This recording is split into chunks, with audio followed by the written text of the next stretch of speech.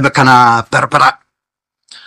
محكمة كتالة مقالة بربرة يا مانتا دهور كي تضبس النضوضة حرقة كحكمتي قراد أبشر صالح محمد وبرياهم باي دعودي سوكا سعوتي مقالة بربرة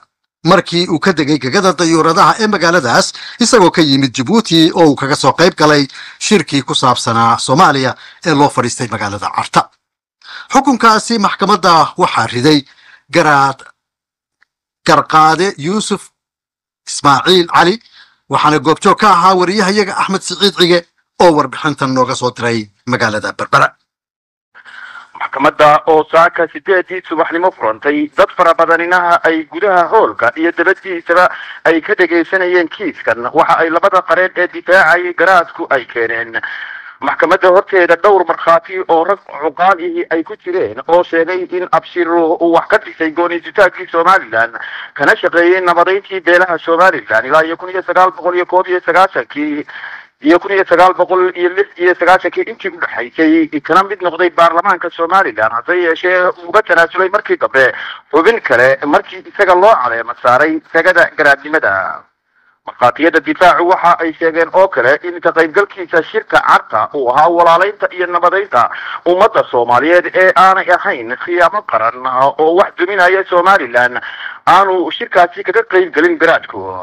labada qareen ee difaacay garaadka ayaa ku dooday horeba in laba nin oo ka qayb galay shirkii Carta ay u sii deysay maxkamadda gobolka Hargeysa hase yeeshee xeeraliyaha maxkamadda ayaa ku celceliyay oo ku dooday in dokumentiga laga helay garaadka uu cadeynayo in uu ka qayb galay tirar iyo shirqoolo buu yiri lagu duminayay qarannimada Soomaaliland isaga oo ku biiray buu yiri baarlamaanka Carta lagu dhisay iyo Puntland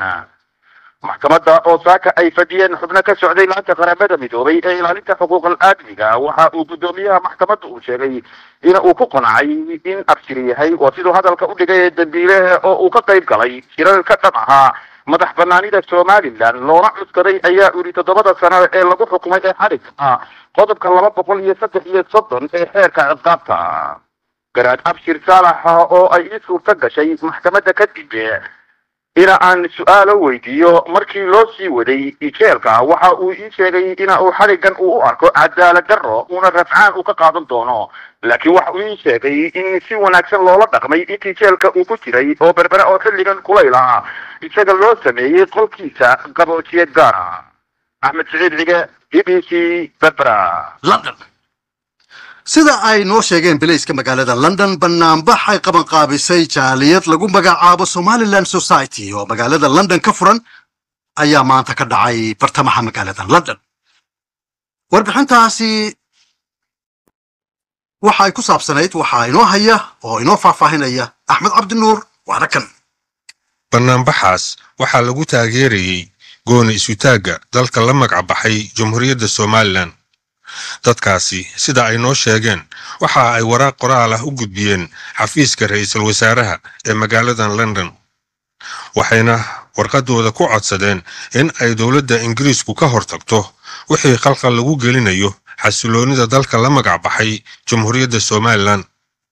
waxay kaloo dadkaasi warqadooda ku codsadeen in ay dawladda Ingiriisku hormood ka noqoto aqoonsi uu helo dalka la magac baxay Somaliland وحقاك وضبها سنتاي أحمد